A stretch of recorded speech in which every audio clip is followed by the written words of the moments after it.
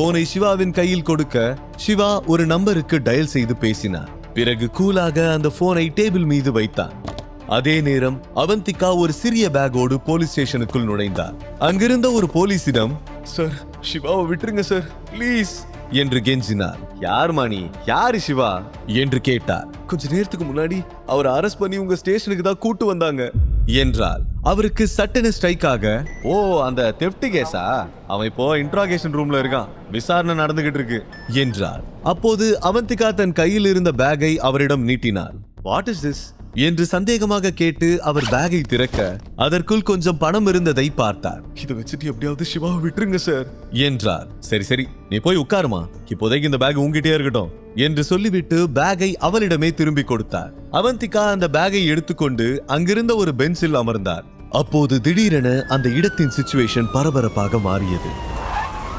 Siren வைத்த police காரில் இருந்து இறங்கிய டிஐஜி ஸ்டேஷனிற்குள் வேகமாக சென்றார். சட்டென எல்லா போலீஸ்காரர்களும் எழுந்து நின்று சல்யூட் அடித்தார்கள். திடீரென டிஐஜி அங்கே வருவார் என யாருமே எதிர்பார்க்கவில்லை. அதனால் எல்லோரும் பதறிவிட்டார்கள். டிஐஜியோடு 2 லாயர்களும் இன்ட்ராகேஷன் ரூமை நோக்கி வேகமாக சென்றார்கள். இதையெல்லாம் பார்த்த அவந்திகாவின் பயம் அதிகமாகியது. இன்ட்ராகேஷன் ரூம் கதவு ஓபன் ஆனது. சிவாவின் முகத்தை பார்த்தவுடன் டிஐஜி ஷாக் ஆகிவிட்டார். அவர் இன்ஸ்பெக்டர் ரவியை பார்த்து, நீ யார அரெஸ்ட் பண்ணி கூட்டு வந்திருக்கன்னு தெரியுமா என்று சத்தமாக கேட்டார். அதை கேட்ட ரவி அதிர்ச்சி அடைந்து விட்டார். ஏனென்றால் டிஐஜியே நேரில் வந்து ஒரு மனிதனுக்காக சப்போர்ட் செய்வது இதுதான் ஃபர்ஸ்ட் டைம். இதற்கு முன் இப்படி நடந்ததே இல்லை. அவர் பதட்டத்தோடு எழுந்து நின்று டிஐஜிக்கு சல்யூட் அடித்தார். அதை தொடர்ந்து 2 கான்ஸ்டேபிள்களும் அவருக்கு சல்யூட் அடித்தார்கள். இவர் மேல என்ன சார்ஜ் போட்டிருக்கீங்க என்று கேட்க, சார் அது வந்து ரவியின் வாயில் இருந்து வார்த்தைகள் வரவில்லை. நீங்க எவ்வளவு பெரிய தப்பு பண்ணிருக்கீங்கன்னு தெரியுமா mister Ravi? He is the CEO of Dharma Groups. Arrest பண்றதுக்கு முன்னாடி யார் என்னன்னு தெரிஞ்சுக்க மாட்டீங்களா என்று சொல்லிவிட்டு சிவாவை பார்த்து, சார் நீங்க இங்க இருக்க வேணாம், வெளியில கொஞ்ச நேரம் ரிலாக்ஸ்டா இருங்க சார், நான் இவர்கிட்ட பேசிக்கிறேன் என்று சொல்ல சிவா இன்ட்ராகேஷன் ரூமை விட்டு வெளியேறினார். அங்கே உள்ளே என்டர் ஆன லாயர்கள் ரவியிடம் சில பேப்பர்களை கொடுத்தார்கள். டிஐஜி ரவியிடம், எஃப்ஐஆர் போட்டீங்களா என்று கேட்க, அது வந்து என்று இழுத்தார்.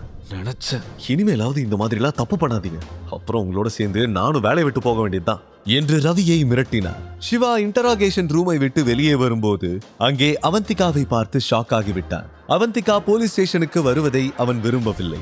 அவன் அவந்திகாவுக்கு அருகில் வந்து அமர்ந்தார். அவனை பார்த்தவுடன் அவந்திகா, ஐ ஓகே, உனக்கு ஒன்னும் ஆகல என்று அக்கறையோடு கேட்டாள். எனக்கு ஒன்னும் இல்லை, ஐம் ஓகே, நீ ஏன் இங்க வந்த என்று கேட்க, அன்னைக்கு நான் விக்கி கிட்ட மாட்டிக்கிட்டப்போ நீ தானே என்ன காப்பாத்தின, இன்னைக்கு ஏன் டர்ன், பட் என்ன பண்றதுன்னு எனக்கு தெரியல, அதனாலதான் என்கிட்ட இருந்த சேவிங்ஸ் கொடுத்து உன்னை கூட்டிட்டு போக வந்தேன் என்றார். நீ கஷ்டப்பட்டு சேர்த்து வச்ச பணத்தை எல்லாத்தையும் போலீஸ் கிட்ட கொடுத்துட்டனா, அப்புறம் டெய்லி செலவுக்கு நீ என்ன பண்ணுவ என்று கேட்க, எனக்கு அதெல்லாம் தெரியாது, எப்படியாவது உன்னை இங்க இருந்து கூட்டு போகணும்னு நினைச்சேன், அவ்வளவுதான், நீ என் உயிரை காப்பாத்திருக்க, சோ எப்படியாவது உன்னை இங்க இருந்து கூட்டு போகணும்னு மட்டும் தான் தோணிச்சே தவிர எனக்கு வேற எதுவும் தோணல என்றார்.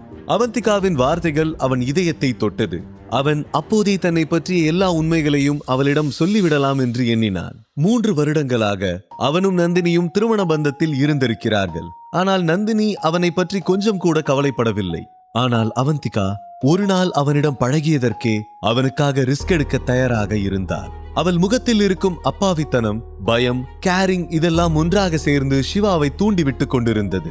உடனே அவளை ஹக் பண்ண வேண்டும் என்று எண்ணினார். அந்த நொடியே அவளை தூக்கிக் கொண்டு இந்த உலகத்தை விட்டு வேறு எங்காவது சென்று விட வேண்டும் என்று நினைத்தார். அவன் ஏதோ சொல்ல வாயை திறக்க போகும் நேரத்தில் சரியாக டிஐஜியும் ரவி மற்றும் கான்ஸ்டேபிள் இருவரும் வெளியே வந்தார்கள். ரவியின் முகத்தில் இப்போது பீதி தெரிந்தது. சிறிது நேரத்திற்கு முன் அவர் முகத்தில் இருந்த திமிர் இப்போது அடியோடு மாறி இருந்தது. ரவி சிவாவிடம் மன்னிப்பு கேட்க நினைப்பதற்கு முன் சிவா அவரிடம், இமிடியேட்டா ஒரு கேப் புக் பண்ணி அவங்களை கூட்டுவாங்க என்று சொல்ல ரவி உடனே அதற்கு ஏற்பாடு செய்தார்.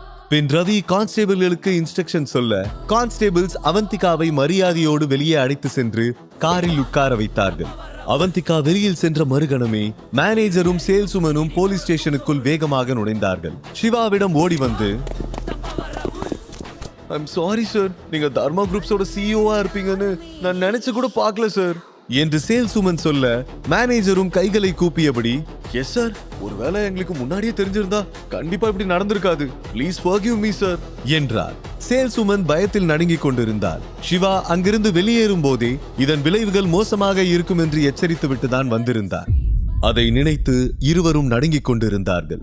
அவர்கள் கெஞ்சுவதை பார்த்து போலீஸ் ஸ்டேஷனில் இருந்தவர்கள் எல்லோரும் அதிர்ச்சி அடைந்து விட்டார்கள். சிறிது நேரத்திற்கு முன்பு வரை கிரிமினலாக தெரிந்த சிவா தர்மா குரூப்ஸின் சிஇஓ என்று தெரிந்த பிறகு எல்லோரும் அசையாமல் அப்படியே நின்றார்கள். யாரையும் அவங்க தோற்றத்தை வச்சு ஜட்ஜ் பண்ணாதீங்க.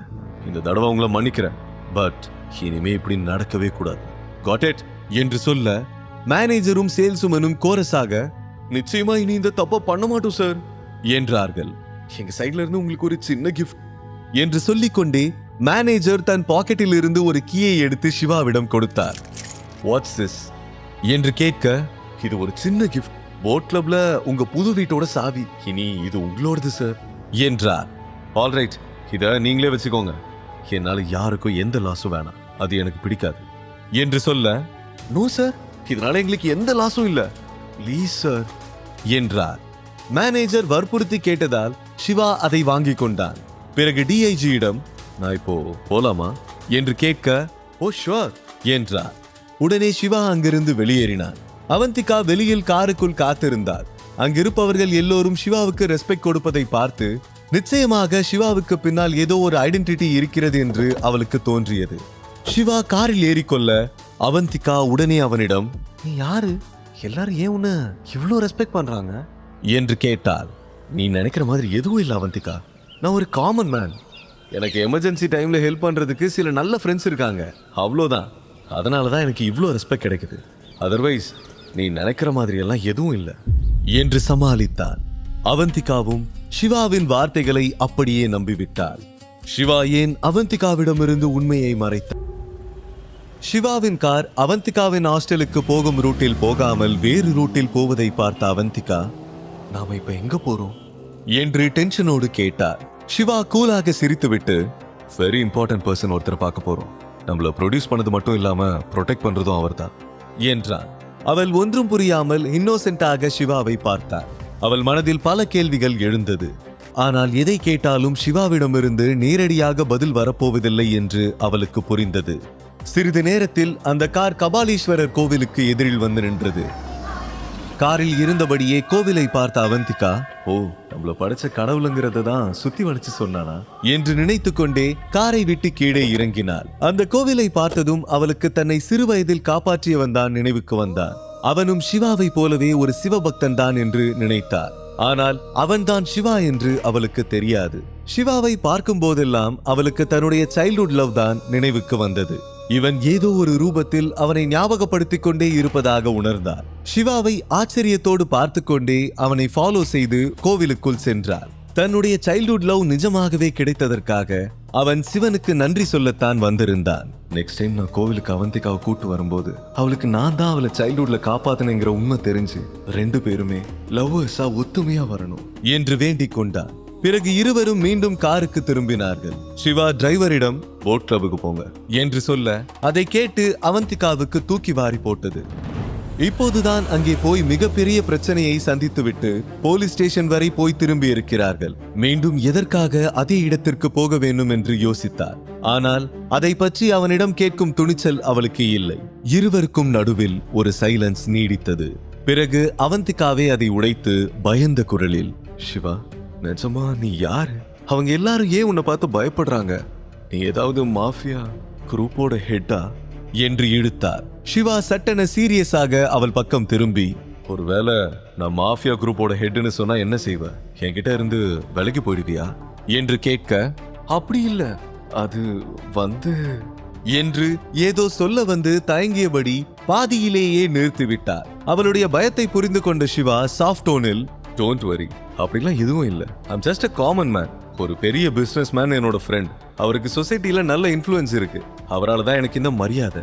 அவரோட பேரை கேட்டுதான் எல்லாரும் பயந்தாங்க. போதுமா? இப்போ உன் டவுட் கிளியர் ஆயிடுச்சா என்று கேட்டான். அவள் இன்னோசென்ட்டாக படபடக்கும் கண்களால் சிவாவை பார்த்து, சாரி சிவா, நான் ரொம்ப பயந்துட்டேன் தெரியுமா? ஆனா கேட்ட உடனே இமீடியட்டா 3 crores கொடுக்கிற ஃப்ரெண்ட்ஸ் கூட இருக்காங்களா?